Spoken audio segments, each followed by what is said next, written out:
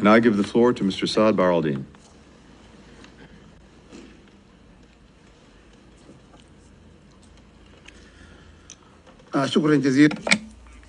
Thank you. In the name of God, the merciful, the compassionate. Thank you, Mr. President. I would like to thank the two briefers, Ms. Adam and Ms. Shaina. And I would like to assure you that the content of these two briefings is accurate in most of what it presents. But I would also like to mention that the bloodiest and the most tragic part was not reflected in these briefings. I do not expect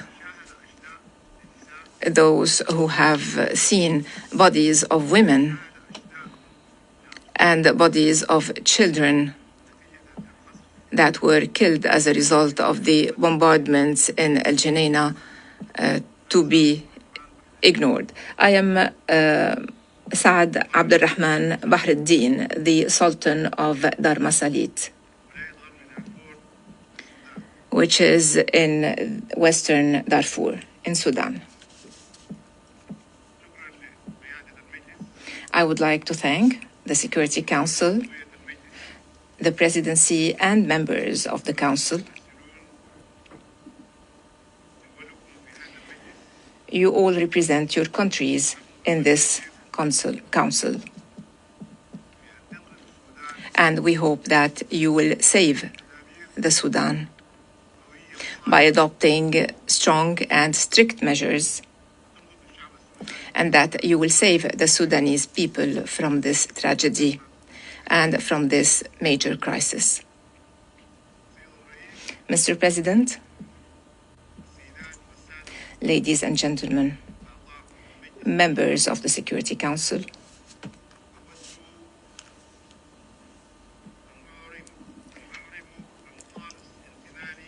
I would like to express my gratitude for giving me the opportunity to participate in this important meeting. This is indeed an extremely important meeting. I would also like to thank the member states of the Security Council, which supported my participation in this session. Mr. President, at the outset, to mourn the loss of thousands of the people of Dar Masاليت, El Geneina, and from Sudan in general. Those who have paid with their life in Al-Fashir, Zamzam, Al Jazeera, Durman, and all over Sudan. As a result of this devastating war,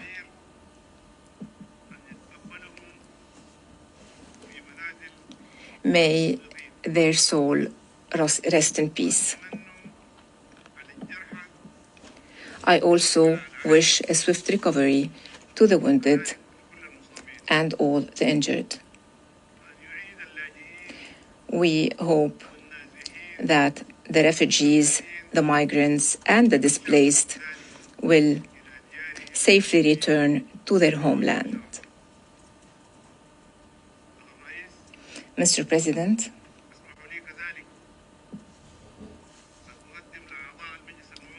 allow me as well to give you a brief introduction of the Sultanate of Dar Masاليت. This Sultanate is in West Darfur in Sudan. Its capital is the city of El Geneina. This Sultanate is a social and cultural melting pot. It is inhabited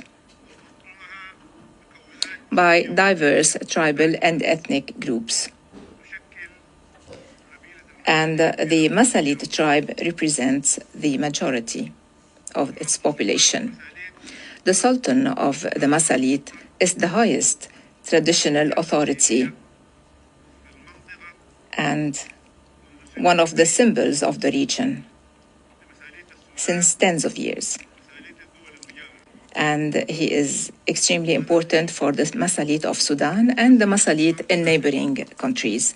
Today, I represent the seventh Sultan in a chain that dates back to more than 150 years of continuous succession. Mr. President, since 2003, the Sultanate of Dar Masاليت have been witnessing armed conflicts between various factions, which included foreign militias. These conflicts reached their peak between the 23rd of April 2023 and today. The war erupted in Dar Masاليت only 1 week after it erupted in Khartoum. When the war reached, which is 2,000 kilometers away from the capital, the people among the Masاليt tribe and other tribes were systematically targeted at a large scale owing to their ethnic identity and the color of their skin. The most hideous crimes were perpetrated against them. These crimes include genocides that haven't been witnessed in our modern history anywhere else.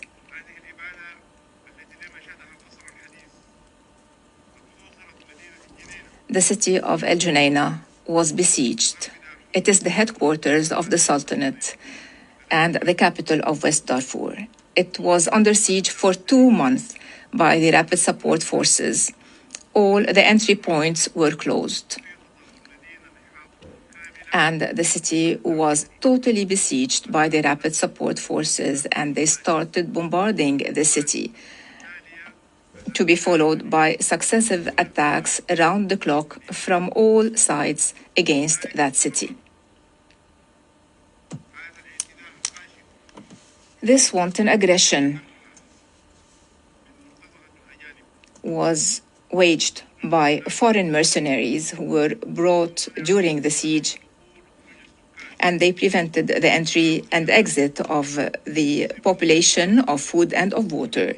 Snipers were stationed around water sources and vital regions. Southern neighborhoods, where the majority of Masalites were also under a systematic attacks.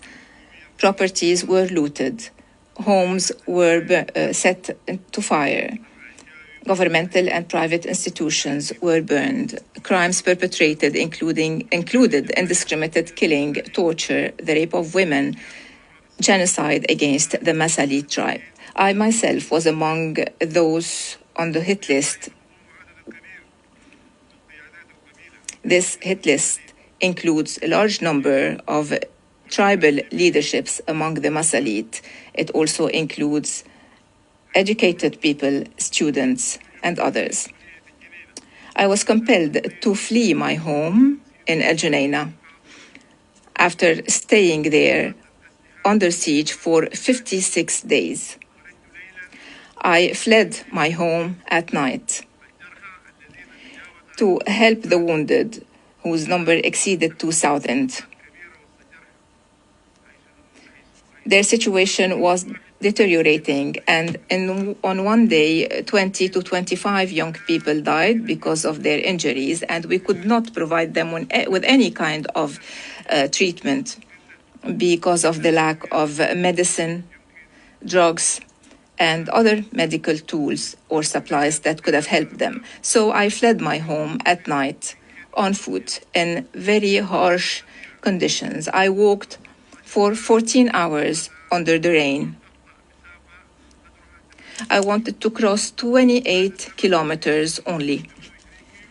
Those 28 kilometers took me 14 hours to avoid some areas and some passages. So I had to walk all this time, although I am old. These crimes led to the killing of 10,000 people, to the wounding of tens of thousands. These crimes displaced no less than 1 million people who had to flee to neighboring Chad.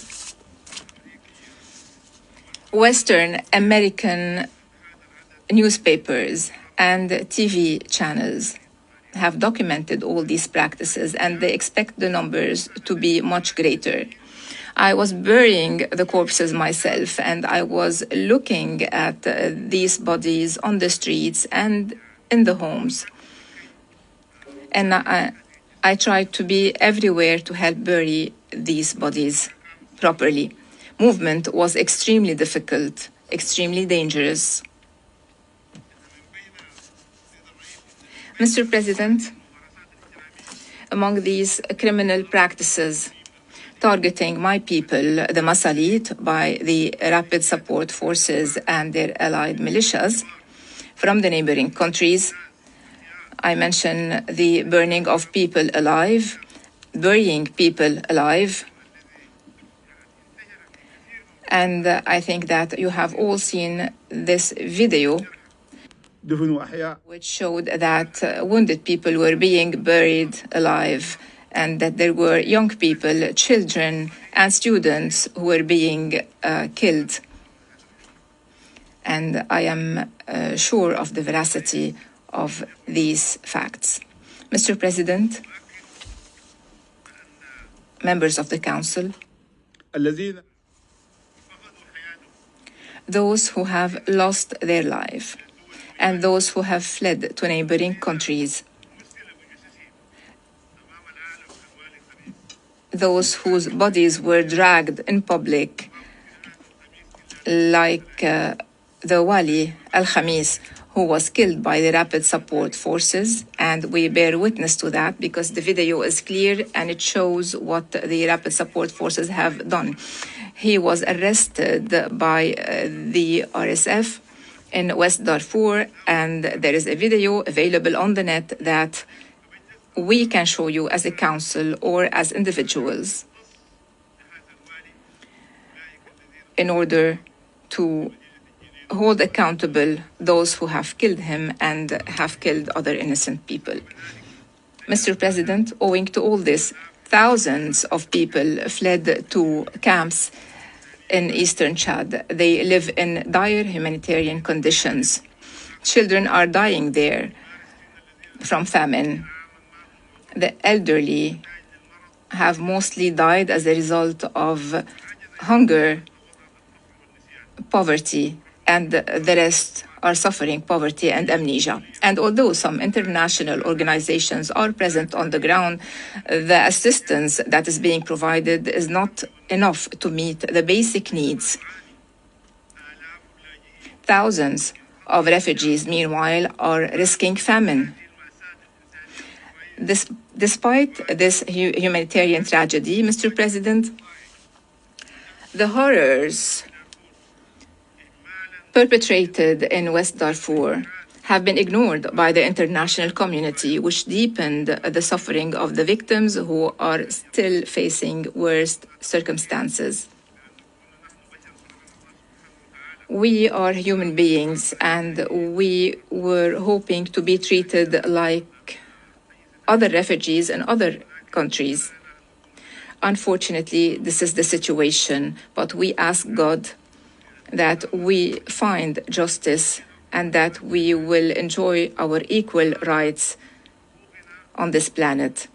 We hope that international organizations and the international community will give us our rights and will give us enough assistance to meet our daily needs and to face some of the hardships, in order to reach, hopefully, a dignified life at some point. Mr. President, I address you today, and I address this august council to highlight a slight part of the suffering of the citizens of West Darfur. They have been facing genocide, ethnic cleansing, looting, and rape. From this rostrum, I would like to highlight this humanitarian, devastating catastrophe. I call upon the international community to extend a helping hand to our countries suffering the scourge of a devastating war by finding radical solutions that include providing security, providing humanitarian assistance, and achieving justice. Mr. President, it is a great honor to give me the opportunity to convey to you what is happening in my country, the Sudan, and in the state of West Darfur most specifically. I come here carrying the concerns and aspirations of my people who have been facing or bearing the brunt of war, that have been displaced worldwide. I stand before your august council to call for your support at 3 levels. My family has been displaced. I lost a lot of my brothers and of my family members. Therefore, I would like to call upon you, Mr. President, to help us meet those basic needs, the needs of the people of the Sudan and of West Darfur. First of all, security. The prevailing insecurity in West Darfur and in the Sudan is the result of a war which led to chaos, to insecurity, which claimed the lives of thousands of people and displaced millions. The main reason behind this protracted war is the large flows of lethal weapons to the rapid support forces coming from some countries of the region and from the world. I can assure you, Mr. President, that the quantity of weapons entering and reaching these parties is unimaginable. So these inflowing weapons from some countries of the region have been documented. International reports and global newspapers have pointed fingers to specific countries that are providing the weapons that are being used to kill us and displace us. Therefore, I would like to call upon your council to put pressure on these countries to stop providing weapons to feed the war in the Sudan, and to call upon them to strictly implement Security Council Resolution 1591, which prevents the delivery of weapons to Darfur. Stopping the flow of weapons to Darfur will expedite the end of the war and will pave the way to peace. Second, the humanitarian situation. There is an urgent need to provide humanitarian assistance, including shelter, food, water, medical assistance to all those in need, whether displaced or refugees in neighboring countries. There is a need to accelerate the provision of assistance to those victims, while calling upon stakeholders and neighboring countries to open corridors and facilitate the delivery of humanitarian assistance. Third, rendering justice. I call upon national and international justice mechanisms to undertake fair, impartial and criminal investigations in the violations perpetrated against the Masاليت and other Sudanese citizens, to hold the perpetrators accountable and to compensate on the victims. Fourth, I would like to ask you to call upon the warring parties to return to the table of negotiations and to pursue dialogue among the Sudanese to achieve peace and stability. May the peace of God be upon you. I thank Mr. Baraldin for his briefing. I shall now make a statement in my capacity as the Secretary of State of the United States.